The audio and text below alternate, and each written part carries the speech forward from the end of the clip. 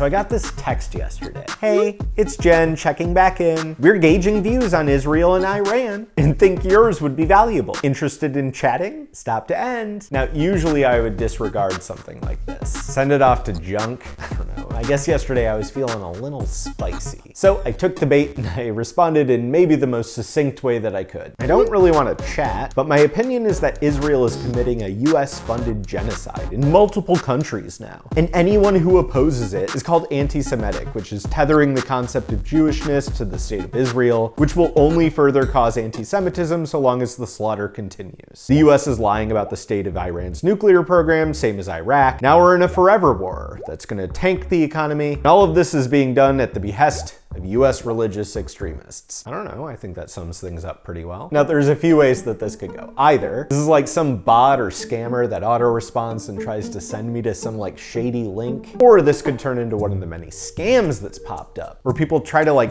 make a parasocial relationship with you to funnel money away from you or something. Or this could be somebody copy-pasting a generic message for some kind of PAC or political outreach program. Yeah, it turns out this was that last one. And Jen was so upset with my response, she sent 2 text messages back. First, I strongly disagree with the notion of genocide. Israel's goal is to stop terrorism, not harm innocent people. And they take steps to minimize civilian casualties, even warning them before strike. Criticizing the Israeli government's policies isn't the same thing as being anti-Semitic, and we should distinguish between the two. Israel's government and the Jewish people are not the same, and criticizing one does not mean attacking the other. To learn more about the situation with Iran, you can visit thetruthaboutiran.com. And second, I understand that we have differing views. This gives a different perspective on Iran, US security, and why Israel's role matters more than people might think. Would be interested in your thoughts. Check it out. And then it's a link to a YouTube video.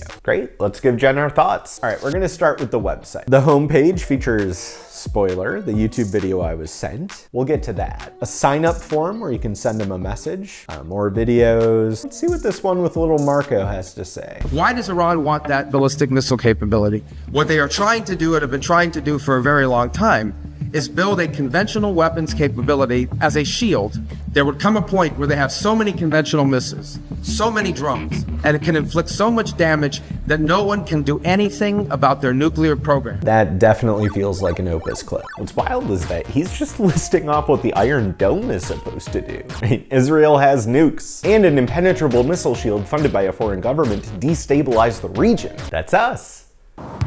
Are we the baddies? All right, let's see what the ties to China tab has to say. A typical neocon word salad filled with unsubstantiated claims. This one stood out to me though. Reports indicate China is preparing to provide Iran with advanced anti-ship missiles capable of threatening major naval vessels, including American aircraft carriers. First off, can you be a little bit more specific? What type of missiles are they using perhaps? From where is the invasion launching? You'd think leaking that information would be like strategically bad for China or whatever. And like, from who are you getting these reports? Like, are they trustworthy? Twist on that one. I don't know, this whole thing is basically World War III mongering and I don't like it, right? The why now section. It's just the same lie that they've been repeating about the nuclear program. You know, the one they allegedly blew up that suddenly reappeared far more capable than it ever was before. It's a lie.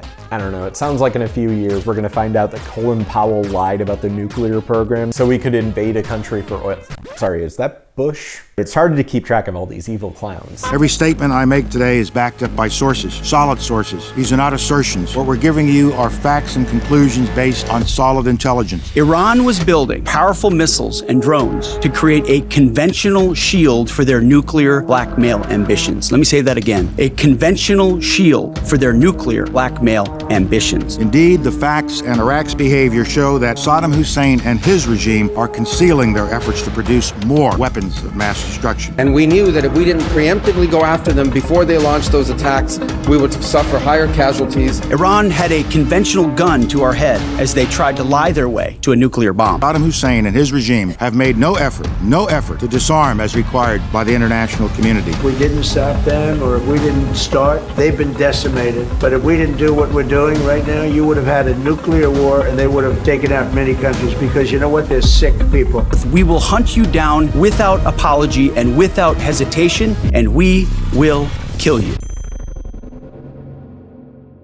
There you go, Jen. How's that for some fear-mongering? I'd like to see your AI tools out propaganda me, Jen. All right, I don't have time to go through the entire proxy war section, but I mean the response here is that we wage a proxy war through Israel in the Middle East. The CIA arms and funds all the same terrorist groups that they complain about all the time. We create all the instability that we then use as justification for violence. As the war machine, baby. And finally, here's another long section about attacking Americans, which has the exact same explanation as the last thing. You know, there's a disproportionately longer list of atrocities that Israel and the United States have committed on Iran over the last, 47 years. Most recently, 2 unprovoked alpha strikes, and then Israel did straight up chemical warfare. All right, now onto my bread and butter, the YouTube channel.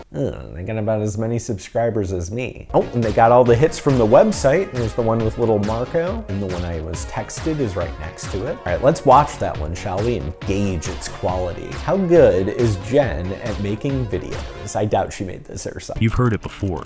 This is Israel's war. This is not the United States' war. It's simply not our business. This was not Trump's decision. It was Bibi Netanyahu's decision. But here's the truth. Iran has been attacking and killing American soldiers for years. They're building missiles, working towards nuclear weapons, and openly threatening the United States. This decision wasn't about Israel. It was about our safety.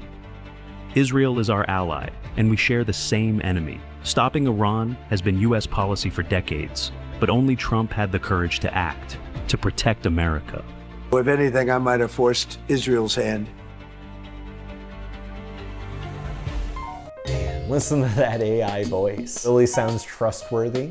I can believe what this man is saying. It's Slop. Jen is a sloppagandist, and she sent me a Slop video. Now, if we zoom in on the end screen here, this is where things get interesting. See, if you look up Clock Tower X, you find this nice little Business and Human Rights Center write-up that lists some of the major players in the grift. In September 2025, reports revealed that the Israeli government had allegedly hired a company called Clock Tower X to train ChatGPT and target content on social media platforms such as YouTube, TikTok, Instagram, and Facebook to make it more pro-Israel. Now, Clock Tower X is a company apparently started by Brad Parscale, and if that name sounds familiar, in the ever-revolving cavalcade of freaks that makes up the Trump administration, you may remember Brad was Trump's 2020 campaign manager before he lost his mind. President Trump's former campaign manager is in a South Florida hospital under psychiatric evaluation.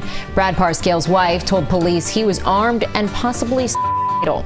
Body camera video shows the takedown of former Trump campaign manager Brad Parscale after a standoff with Fort Lauderdale police at his home. She came out and then she heard the gunshot. She doesn't want to walk back in. She's worried he himself. According to the police report, Candace Parscale told officers that Brad has made comments and drinks and suffers from PTSD. The caller and officers also noticed bruises on both of his wife's arms. In the report, she said they occurred a few days ago during an altercation with Bradley. Parscale had become a prominent figure in the president's circle, running the digital side of the 2016 campaign and becoming campaign manager of the 2020 re-election bid until July when he was demoted. The name Brad Parscale is actually an anagram for Red Cabal's rap.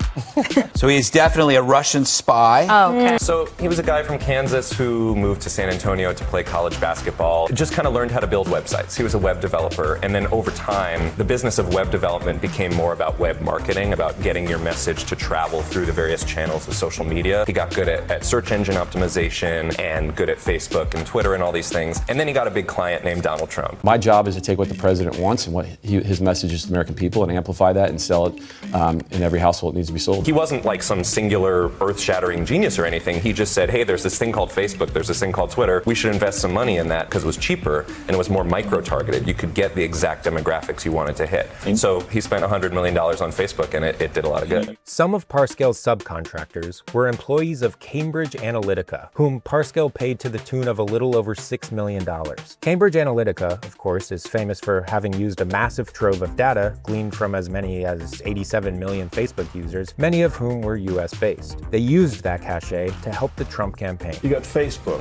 You got someone from Facebook working with Parscale. Can you talk about what happens next when they capture some information about you or me with your cell phone number? What do they get? Actually, cell phone number is kind of the gold standard. So one brilliant thing that Parscale did is decide that all the Trump rallies, when you get your ticket, so the tickets to the Trump rallies are free, but in order to get the ticket, you have to give them your cell phone number. So they now have a list of, we don't know exactly how many cell phone numbers, probably more than there are likely voters in the next election. If you have somebody's cell phone number, you can then get their consumer behavior, maybe their location, where they've been. It's all connected, and you literally can upload an Excel spreadsheet of those specific voters and say, serve them this kind of ad at this time. You can tweak the ads with little bit of tiny details being changed. It's called A/B testing. So you can say if there's a button that says donate and there's another button that says contribute, maybe one is 5% better. So it's just constant tweaking and learning. This is all stuff that is old hat in commercial advertising, but in political advertising, it's sometimes a little bit behind the curve. Parscale makes $15,000 a month. He owns a yacht, several multi-million-dollar mansions, and a Ferrari, all from doing stuff like this. The absolute worst timeline. Please put all of these people in jail. But let me close this video out by explaining the grift. All right, so basically Clock Tower starts out by making a buttload of SEO optimized websites using Market Brew in the hopes that AI will scrape and ingest their contents and start feeding it to people. This Truth About Iran website is likely one of the ones built to train AI. Now, a part of making a website like this look real to a scraper is actually like driving traffic to it, which is where Jenn comes in. According to BHRC, the Havas Media Network is the likely culprit here. Havas's promise is a bunch of global outreach using AI and strategic something. I'm gonna admit that I'm not really fluent in business jargon, but basically their role in all this is to send out these texts, drive traffic to these websites and social media pages that Clock Tower X has built and SEO optimized for ChatGPT and other AI agents to scrape, think is real, and then start feeding to unsuspecting users in their chat queries. Yes, they're using the inherent flaw in AIs that once they start feeding on their own content, they become dumber. To start feeding them their own content to make them intentionally dumber to start feeding you propaganda. Back when Trump allegedly almost got assassinated, I literally had to take a day off of work because I had this apocalyptic vision of them feeding all the imagery from that event into an AI to generate endless sloppaganda. That prophecy is coming true now. This is why the internet's dying, y'all. So like and subscribe while it lasts.